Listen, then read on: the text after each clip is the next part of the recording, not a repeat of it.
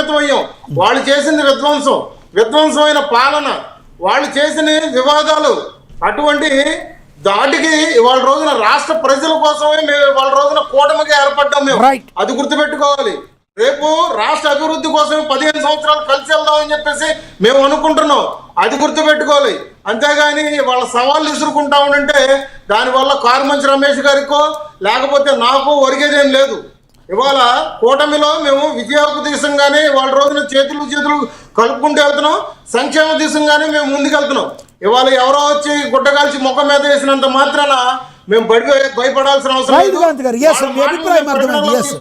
లేదు. వంశీ గారు కంక్లూడ్ చేయండి సార్ ప్లీజ్. వంశీ గారు, రమేష్ అన్న మంచి ఫ్రస్ట్రేషన్ లో ఉన్నారు. ఆయనే కాదు వాళ్ళ అధినేత జగన్మోహన్ రెడ్డి గారు కూడా ఫ్రస్ట్రేషన్ లోనే ఉన్నారు. నిన్న జగన్మోహన్ రెడ్డి గారు ప్రెస్ మీట్ లో చెప్తా ఉన్నాడు, ఎవరన్నా వచ్చి తలుపు కొట్టి మావి గన్ అంటే ఏమైపోతాడో అని జగన్మోహన్ రెడ్డి గారికి భయంగా ఉందట. ఏం భయం అవసరం లేదు జగన్మోహన్ రెడ్డి గారు, ఏం భయం అవసరంలా. అలిపిరిలో 16 క్లైమోర్ మైన్లు పేలి కారు 55 అడుగులు ఎత్తుకి కింద పడితేనే చొక్కా దులుపుకుని బయటకు వచ్చినటువంటి వ్యక్తి చంద్రబాబు నాయుడు గారు. దైవాంశ సంభూతుడు, జనన మరణాలు దైవ నిర్ణయాలు, ఎవడో నిర్ణయించేవి కాదు. అయితే ఇక మీ తలుపు ఈడీ తట్టకుండా చూసుకోండి. అయితే మీరేమంటా ఉన్నారంటే దీని కన్క్లూజన్ ఇప్పుడు అరెస్ట్ అవుతాడా అవడా అనేది మీరు అడుగుతున్న పాయింట్ కాబట్టి, అతను ఒక పులివెందుల శాసనసభ్యుడిగానే మేము చూస్తూ ఉన్నాం. గతంలో చేసినటువంటి నేరాలకి అతని పాత్ర ఉంది అని ఈడీ వారికి అనుమానం వచ్చి అతను పిలిచి ఎక్స్ప్లెనేషన్ ఇవ్వమంటే ఖచ్చితంగా ఇవ్వాలి. రాష్ట్ర పౌరుడిగా, దేశ పౌరుడిగా అతను ఆయన ఉన్నటువంటి బాధ్యత. వారి దగ్గర గనక ఇవన్నీ ఉంటే, సాక్ష్యాధారాలు అవన్నీ ఉంటేనే ఎంక్వైరీకి పిలుస్తారు. ఏదైతే మనం గతంలో చూసాం 2012లో హైదరాబాద్లో ఉన్నటువంటి ఒక గెస్ట్ హౌస్కి పిలిచారు. ఆ తర్వాత సాయంత్రానికి ఎత్తారు. నేను ఎత్తారని అంటా ఉన్నా. ఎందుకంటా ఉన్నానంటే ఆయన లండన్లో ఉన్నప్పుడు చంద్రబాబు నాయుడు గారిని ఎత్తారు అని అన్నారు కాబట్టి ఈసారి కూడా ఈడీ గనక జగన్మోహన్ రెడ్డిని ఎంక్వైరీకి పిలిచారు అని అంటే ఎత్తుతారు అని అంటాం, నో డౌట్. మాకైతే ఒక విషయం చంద్రబాబు నాయుడు గారు ఆల్రెడీ చెప్పిన విషయం ఏంటంటే, అతనితో మాకు అనవసరం, మా ఎజెండా అభివృద్ధి సంక్షేమం, దాని ప్రకారం మేము రాష్ట్ర ప్రభుత్వాన్ని నడిపిస్తా ఉన్నాం. 2 సంవత్సరాలు విజయవంతంగా నడిపాం. ఈరోజు సభ నిర్వహించుకుంటా ఉన్నాం.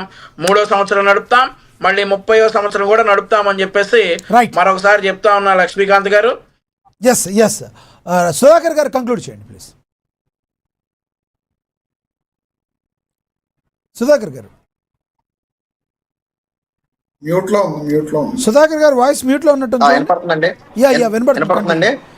కంక్లూడ్ చేయండి ప్లీజ్.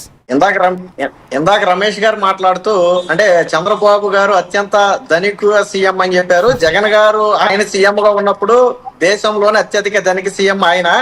సరే, ఇప్పుడు చంద్రబాబు గారు అయితే ఇక్కడ వ్యక్తిగత ఆస్తులు, చంద్రబాబు గారికి హెరిటేజ్ అనే ఒక కంపెనీ ఉంది. వాస్తవానికి చంద్రబాబు గారు మొన్న ఎన్నికల పెట్టినటువంటి ఆయన వ్యక్తిగత ఆస్తులు 36 కోట్లు. 4 సార్లు సీఎం గా చేసినటువంటి చంద్రబాబు గారి వ్యక్తిగత ఆస్తులు 36 కోట్లు. దాదాపు ఒక 900 కోట్లు హెరిటేజ్ కి సంబంధించినటువంటి మార్కెట్ వాల్యూ. అంటే అవి సరే వ్యాపారాలు చేస్తే పెరుగుతూ ఉంటాయి. ఫర్ ఎగ్జాంపుల్ నేను జగన్మోహన్ రెడ్డి గారి గురించి కూడా చిన్న ఉదాహరణ చెప్తా. 2004లో జగన్మోహన్ రెడ్డి గారు అంటే రాజశేఖర రెడ్డి గారు ఉన్నప్పుడు జగన్మోహన్ రెడ్డి గారు 9 లక్షలు ఐటీ రిటర్న్, నా ఆస్తి 9 లక్షలని ఐటీ రిటర్న్ ఫైల్ చేశారు 2004లో. 2009లో జగన్మోహన్ రెడ్డి గారు కడప ఎంపీగా పోటీ చేశారు. అప్పుడు 77 కోట్లు జగన్మోహన్ రెడ్డి గారు ఆస్తి అని చెప్పారు 5 ఏళ్లలోనే. తర్వాత 2011లో ఉప ఎన్నికలు వచ్చాయి. జగన్మోహన్ రెడ్డి గారు కడప ఉప ఎన్నికల్లో పార్టిసిపేట్ చేసి 365 కోట్లని ఆస్తి పెట్టారు. సరే, జగన్మోహన్ రెడ్డి గారికి కూడా వ్యాపారాలు ఉన్నాయి కాదని నేను అంటలేదులే, కానీ వ్యాపారాల్లో సంపాదించి ఉండొచ్చు. అలాగే హెరిటేజ్ కూడా ఇక్కడ వ్యాపారాల్లో సంపాదించి ఉండొచ్చు తప్ప చంద్రబాబు గారి వ్యక్తిగత ఆస్తి మాత్రం కాదు. ఇదొకటి మనం సరి చేసుకోవాలి. రెండోది ఇంకో ప్రశ్న ఏంటంటే అడిగారు, దేనికి సంబంధించి మీరు ఏదో లాస్ట్ లో ఒక ప్రశ్న అడిగారు అనుకున్నా, నేను దీంట్లో మిస్ అయ్యా. జగన్మోహన్ రెడ్డి గారు జైలుకి వెళతారా లేదా ఇప్పుడు దీనికి సంబంధించిన విషయంలో అడిగాను, మీ అభిప్రాయం ఏంటని. జగన్మోహన్ రెడ్డి గారు జైలుకి వెళ్ళినా వెళ్ళకపోయినా అది రాజకీయ పార్టీల మధ్య ఉంటుంది తప్ప ప్రజల దగ్గర ఉండదు. ఇందాక నేను చెప్పాలనుకున్న విషయం ఏంటంటే కూటమి గురించి మాట్లాడారు. ఫర్ ఎగ్జాంపుల్ తమిళనాడులోనే తీసుకున్నామండి, అటు డిఎంకే ఏఐడిఎంకే రెండు కూడా కూటమి కట్టాయి, కానీ ప్రజలు సింగిల్ గా వెళ్ళినటువంటి విజయ్ని గెలిపించారు. ఎందుకు గెలిపించారంటే విజయ్ మీద నమ్మకంతో. ఏపీలో కూడా అంతే, కూటమితో వెళ్ళినంత మాత్రాన పాలన నచ్చకపోతే ప్రజలు గెలిపిస్తారని మనం అనుకోవడం తప్పు. మీరు ఒకరితో కాదు 10 మందితో కూటమితో కట్టినా 15 మందితో కూటమి కట్టినా, గతంలో చంద్రబాబు గారు కూటమి కట్టి ఓడిపోయిన ఘటనలు కూడా ఉన్నాయి. మరి ఎందుకు గెలవలేదు అప్పుడు చంద్రబాబు గారు అంటే కూటమి కట్టిన ఆ కూటమి జట్టుని ప్రజలు అంగీకరించారు. జగన్మోహన్ రెడ్డి గారు సింగిల్ గా వస్తారు, సింహంగా వస్తారని ఆయన లేదో పాట కూడా చేయించుకున్నారు. జెండాలు జత కట్టడమే మీ ఎజెండా అని చెప్పి ఒక పాట కూడా చేయించుకున్నారు. వాస్తవానికి యాక్సెప్ట్, సరే వీళ్ళందరూ కలిసి వచ్చినా జగన్మోహన్ రెడ్డి గారు సింగిల్ గా వస్తానన్నారు, అప్పుడు యాక్సెప్ట్. బట్ ప్రజలు ఎలక్షన్ టైంకి వెళ్ళేటప్పటికి ఏం చేశారు, ఈ ఆశీర్వదించారు. మనం అది ఒప్పుకోవాలి ఖచ్చితంగా. అంతేగాని కూటమి కట్టడం, ఇప్పుడు రాబోయే ఎన్నికల్లో 29 ఎన్నికలు ఉన్నాయండి, నిజంగానే హామీలు అమలు చేయకపోతే ఇంకొక రెండు పార్టీలను తీసుకొచ్చి కూటమి కట్టినా ప్రజలు ఓటేరు. రైట్ చేశారు. అవును, రైట్. సుధాకర్ గారు, మీ దగ్గర వాయిస్ బ్రేక్ అవుతుంది.